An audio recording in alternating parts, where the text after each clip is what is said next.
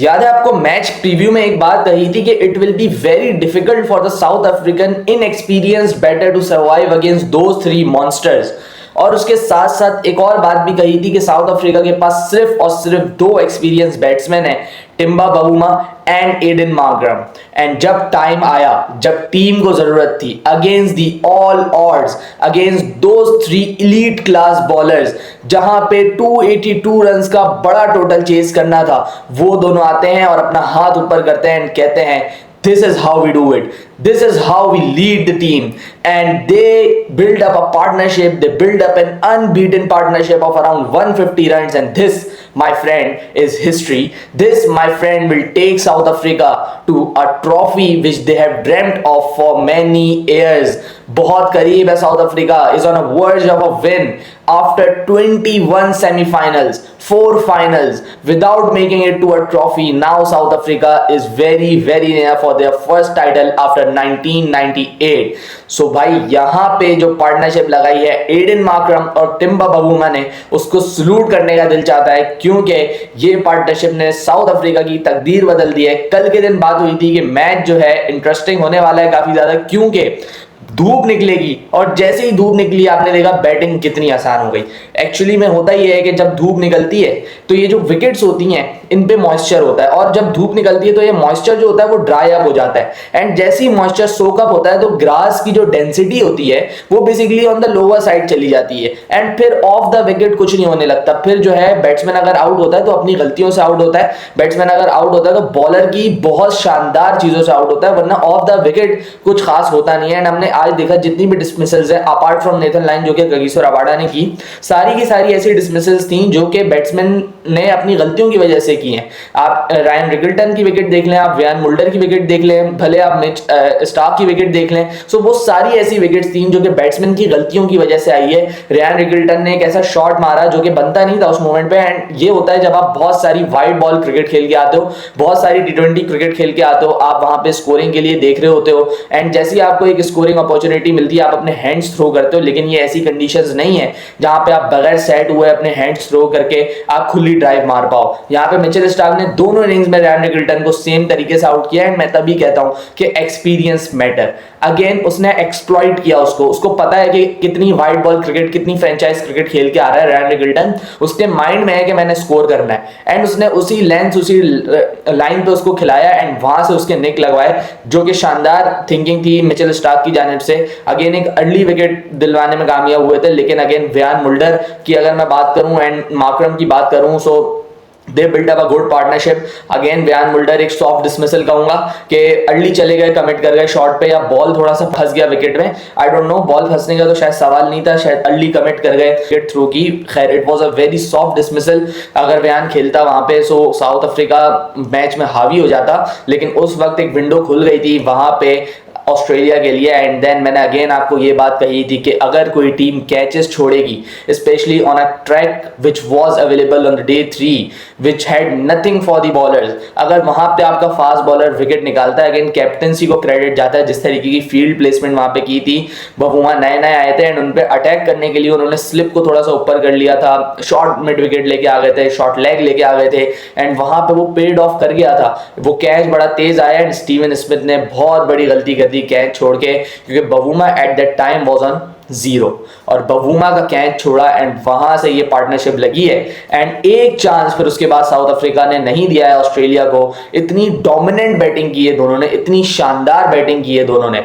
क्या मैं बात करूं बैटिंग की, अगर आप टिम्बा बवुमा को देखें तो हैमस्ट्रिंग पुल्ड है उस बंदे की, वो इंजर्ड है, वो बार बार फिजियो बुला रहा है, लेकिन वो ना डबल मिस कर रहा है ना वो सिंगल मिस कर रहा है, वो अपनी प्रॉपर बैटिंग कर रहा है। उसके बाद मैं मार्करम की बात करूं, he walked in at a pair, वो 0 करके गया था पहली इनिंग्स में, लेकिन आप उसकी इंटेंट देखें, आप उसकी बैटिंग देखें, he was there to score. उसने तकरीबन 80 के स्ट्राइक रेट से 50 की अपनी, it could have gone other way as well. अगर माकरम जैसी शॉट्स खेल रहे थे, माकरम जल्दी आउट भी हो सकते थे, but what happened, he trusted his self, he said कि मैंने पॉजिटिव रहना है, मैंने यहाँ पे स्कोरिंग करनी है। अगर मैं इन तीनों के सामने भी थोड़ा सा डेड हो गया, इनको अपॉर्चुनिटी मिलेगी। और मैं आपको बताता हूँ कि अगर इन तीनों बॉलर्स को अपॉर्चुनिटी मिलती है ना, ये नहीं छोड़ते। ये इतने खतरनाक बॉलर हैं कि अगर इनको थोड़ी सी भी विंडो मिलती है, दे जस्ट अटैक। लेकिन यहाँ पे क्रेडिट देना पड़ेगा एडन मार्करम को कि वो अपनी गेम से नहीं हटा, उसने बाउंड्रीज मारी, specially on the new ball. अगर आप ऑस्ट्रेलिया जैसे अटैक के खिलाफ आप 5 ओवर में 26, 5 ओवर में 28 रन करो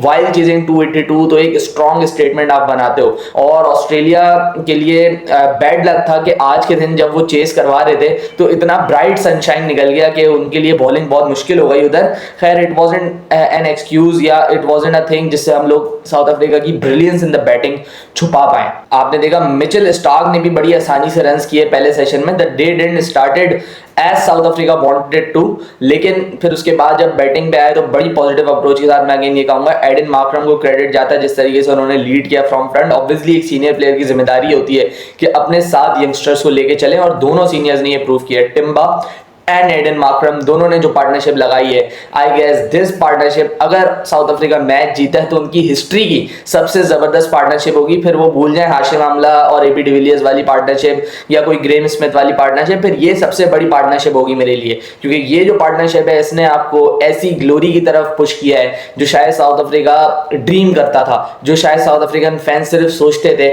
हर साल इन जैसी चीजों के, हर साल इन जैसे इवेंट्स के करीब आते थे लेकिन जीत नहीं पाते थे, लेकिन अभी भी करीब आए हैं, जीते नहीं है। That is my point. अभी मैच खत्म नहीं हुआ है। हमें पता है ऑस्ट्रेलिया जैसी टीम अगर उसको 50 रन भी मिल जाए, अगर उसको 50 रन भी मिल जाए और एक ओपनिंग गेट मिल जाए, they will attack, they won't give up as easily. So it is important for South Africa कि आज के सेशन में जब वो सुबह आते हैं तो इंश्योर करें कि अपनी विकेट्स ना दें दोनों, Temba Bavuma and Aiden Markram. At least 40-50 run और जोड़ने पड़ेंगे इस पार्टनरशिप में, तब जाके वो एक सेफ एंड सिक्योर जोन में आएंगे। 79 runs to play with 8 wickets in hand, and remember after this partnership, after this pair, there is a huge line of inexperience, there is a huge line of players जिन्होंने कभी इतने pressure में batting नहीं की होगी। So obviously they will crumble under pressure। अगर तो Australia ने शुरू में ही आउट कर लिया इन लोगों को, अगर नहीं कर पाया ऑस्ट्रेलिया आउट पहले 20 से 25 मिनट में, then it will be a simple chase। लेकिन अगर कहीं ना कहीं पहले 2 ओवर में, पहले 1-2 ओवर में ऑस्ट्रेलिया स्ट्राइक करता है, देन मैच बड़ा इंटरेस्टिंग हो जाएगा यहाँ पे। और PAT Cummins, Josh Hazlewood, Mitchell Starc, इनके बारे में कहा जाता था कि ये कोई फाइनल नहीं आ रहे हैं, तो क्या आपको लगता है कि ये कल अपना पहला फाइनल हार जाएंगे? ये बहुत बड़ा सवाल है, क्योंकि टिम्बा बवुमा और एडन मार्करम ने वो कर दिया है जो कि अनएक्सपेक्टेड था। मैं जो हूँ बैटिंग देख के बिल्कुल ही इतनी खुशी हुई है, मतलब आप समझें कि यहाँ मैं बैटिंग देख रहा था इन लोगों की, there was nothing, not even a single chance given to Australia कि आओ हमारी विकेट ले लो।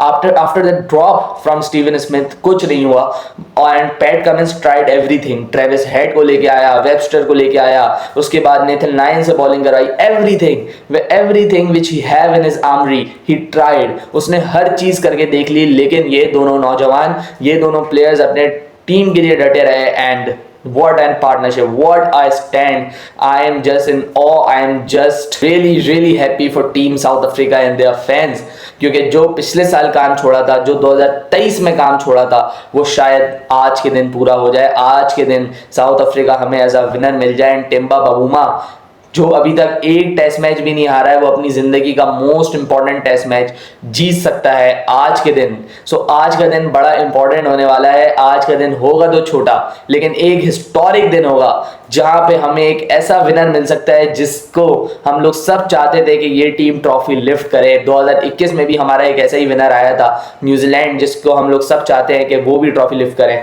और अब 2025 में ऑस्ट्रेलिया को हरा के south Africa can be a new WTC champion. और मेरे ख्याल से आज का दिन इज हिस्टोरिक डे। आज का दिन हमें बता देगा कि हु हैव गट्स, और Temba Bavuma and Aiden Markram अपना नाम एक ऐसी हिस्ट्री में इच करवा सकते हैं जो कि एलीट नामों में शुमार होती है।